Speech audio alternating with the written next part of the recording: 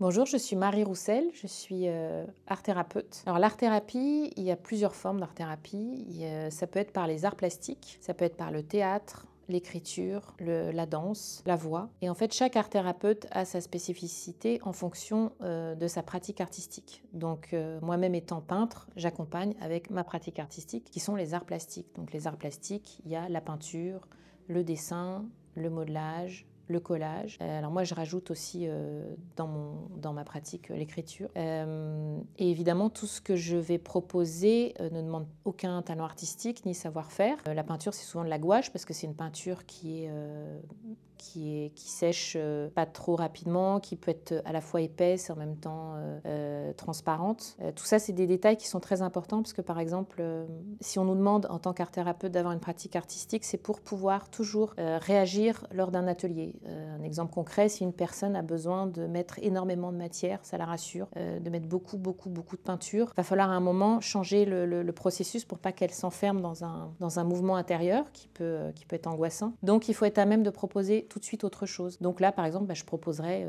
une peinture de l'encre, en fait, une peinture beaucoup plus légère qui va donner une autre matière et pour voir justement qu'est-ce que ça génère chez cette personne. Le dessin, on dit le dessin, mais moi j'évite toujours le dessin en art-thérapie parce que le dessin nous met très vite en échec parce qu'on veut bien faire. Donc je vais plus proposer des grosses craies ou des pastels très gras qui vont tout de suite donner un trait intéressant. La personne se sentira presque un peu fière du trait, comme l'encre de Chine d'ailleurs, où tout de suite il y a un trait, il y a une forme esthétique qui apparaît et qui rassure. Alors qu'un crayon de papier, je donne à n'importe qui un crayon de papier et je lui demande de faire un dessin, c'est tout de suite ça met vraiment en difficulté. Et puis il y a le collage aussi. Le collage, c'est un médium qui est merveilleux parce que les images parlent d'elles-mêmes. Donc par exemple, on va partir d'un mot, je vais proposer un atelier, je vais leur dire quelle est votre humeur du moment, là tout de suite, ils vont mettre un mot dessus et puis dans un magazine, vous allez chercher des images, ça peut être des paysages, un regard,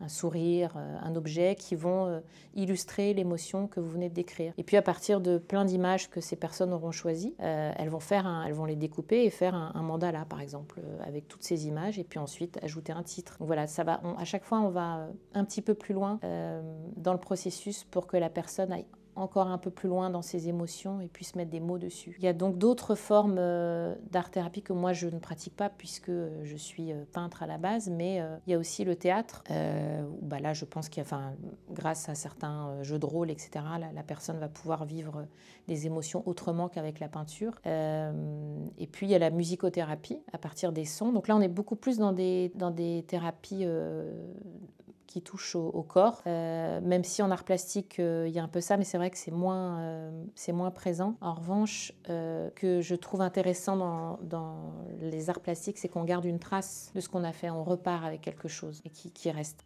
Alors dans mes ateliers d'art plastique, je propose aussi de l'écriture et c'est un peu la même démarche, c'est-à-dire qu'à chaque fois, j'invite les personnes à créer de façon très intuitive, sans réfléchir, sans avoir une idée de départ de ce qu'elles vont faire, ce qu'elles vont dessiner, ni écrire. C'est vraiment, il faut que ça vienne comme ça. Alors, j'accompagne pour ça, évidemment. Là, comme ça paraît un peu compliqué, mais en général, les personnes y arrivent assez facilement parce que je les mets en confiance. Et en fait, dès qu'elles lâchent prise, le processus peut se mettre en place. Et donc, avec l'écriture, je vais par exemple proposer de donner un titre à une création qu'elles viennent de faire, comme ça, de façon très intuitive. Elles vont mettre un titre et à partir de ça, écrire une petite histoire. Ou alors choisir un chiffre entre 10 et 100 et puis prendre un livre et puis aller à la page qui correspond à ce chiffre et choisir 2 mots comme ça qui nous rejoignent. Et puis à partir de ces 2 mots, écrire un texte. Sans chercher à faire des belles phrases, sans partir dans la poésie. C'est juste laisser venir les mots et forcément, c'est l'inconscient qui parle. N'hésitez pas à essayer l'art-thérapie. Je pense que vous ne regretterez pas. Et prenez soin de vous.